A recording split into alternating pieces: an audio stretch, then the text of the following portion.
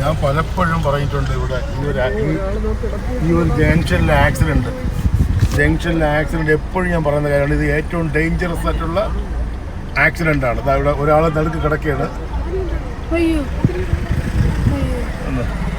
എപ്പോഴും ആക്സിഡൻ്റ് എടുക്കുന്ന സ്ഥലമാണ്. എത്ര പറഞ്ഞാലും കേൾക്കില്ല. ഇവിടെ ഈ ഒരു സ്ഥലം ആക്സിഡൻറ്റ് നടക്കുന്ന എപ്പോഴും പ്ലേസാണ്. ആ ഡ്രൈവേഴ്സിനെ കൺഫ്യൂഷൻ ആക്കുന്ന ഒരു സ്ഥലമാണത്. ഇതിനു മുമ്പ് ഞാൻ ഒരു വീഡിയോ ഇട്ടിട്ടുണ്ട് ഈ ജംഗ്ഷനെ കുറിച്ചിട്ട്.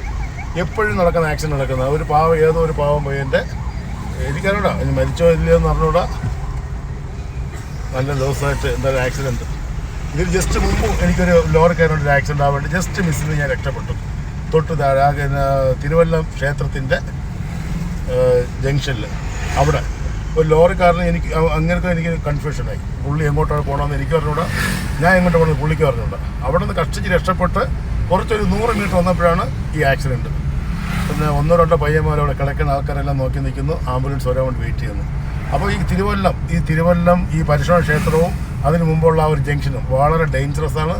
ആൾക്കാർ ശ്രദ്ധിച്ചില്ല എന്നുണ്ടെങ്കിൽ അപകടം നടക്കും.